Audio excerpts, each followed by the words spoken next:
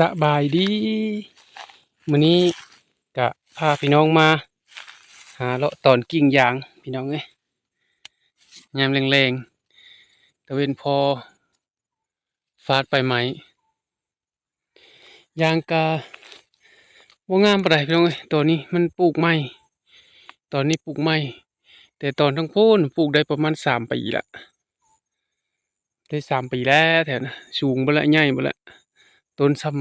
ำแขนส่ำขาเบิดแล้วทางนั้นแต่ทางนี้ปลูกเสริมนี่ดินมันหวาง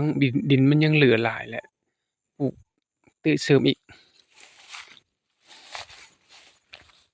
หากปลูกได้ประมาณจักเดือนแล้วพี่น้องตอนปลูกนั้นเดือน6ตอนนี้ก็เดือน3ก็สิประมาณ9เดือนนี่เนาะพี่น้องเนาะ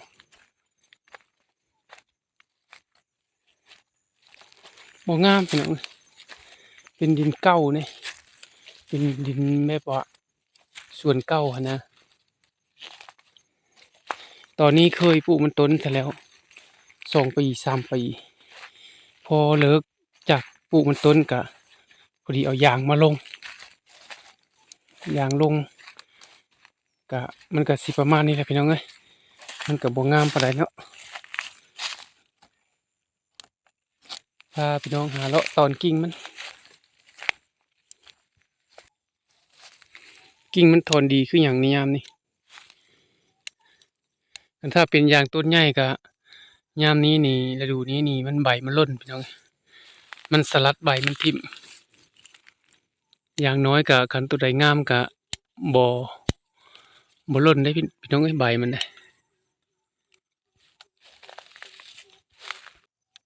กิ่งใดมันน้อยกิ่งใดมันบ่ทันได้พอตอนก็บ่สมควรตอนก็บ่ต้องตอนพี่น้องเอ้ยคันระดับส่ำนี้นะบ่ตอนก็ได้ปะให้มันใหญ่ยาวแหน่จักหน่อยก่อนจังมาตอนส่ำนี้มันก็ได้อยู่แต่ว่า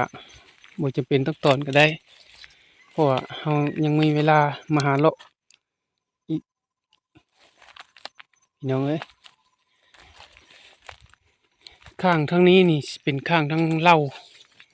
ก็สิหกแหน่จักหน่อยก็บ่น้อยปานใดพี่น้องเอ้ยเพราะว่ามีแต่หญ้านี่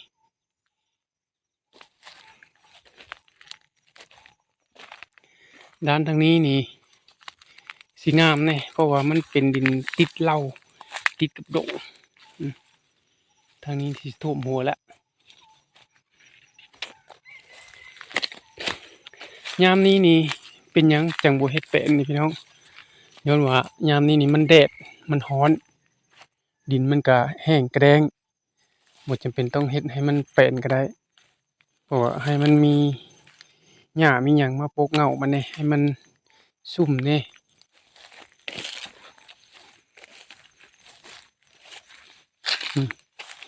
ส่ำนี้นี่ตอนได้ตัดได้ส่ำนี้บ่เป็นหยังตอนกิ่งเฮาก็บ่จำเป็นต้องว่าไปเอามือนี่จับหักพี่น้องเอ้ยเพราะว่ามันสิหักจนจำลำมันนี่แบบนี้นี่คันเฮาหักนี่มันสิหักจนจำลำมันเลยลำยางนี่นะแล้วมันสิเฮ็ดให้ลำยางเฮานี่แห้ง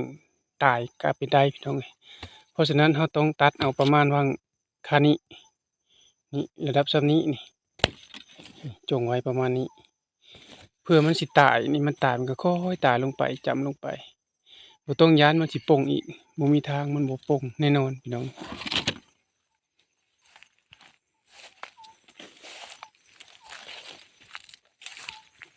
นี่ตรงนี้ก็ป่งยาวตอนได้ตอนประมาณจงไว้ประมาณ2เส้นหรือว่าเส้นหนึ่งพี่น้อง1เส้นนี่ประมาณแต่ลำมันออกมาหาโดนเฮาตอนนี่นี่เอาประมาณนี้คันถ้าหักนี่มันอันนี้นี่มันถึงกับลำมันนี่เลยมันสิเฮ็ดให้ลำยางเฮานี่แห้งกระแดงบางทีก็สิเฮ็ดให้ยางเฮานี่ตายเพราะฉะนั้นต้องตอนประมาณส่ำนี้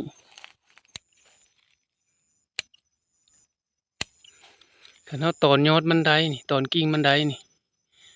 ยอดมันที่เฮาต้องการอยากให้มันใหญ่นี่ก็มันสิงามพี่น้องเอ้ยเห็นบ่นี่คันถึงบ่มีคันสมมุติคืออันกิ่งนี้กิ่งนี้กิ่งนี้นี่มันบ่มีกิ่งนี่มันถอนแต่ยอดอย่างเดียวนี่ยอดมันน่ะสิงามกว่านี้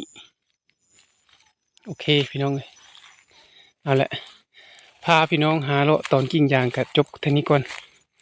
จบไว้เท่านี้ก่อนพี่น้องเอ้ยโอเคละขอบใจเด้อพี่น้องเด้อที่เข้ามารับชมและก็มาให้กำลังใจสุดท้ายก็กดไลค์กดติดตามเด้อพี่น้องเด้อเพื่อเป็นกำลังใจขอขอบใจหลายๆแหละตอนกิ่งยางก่อนนี่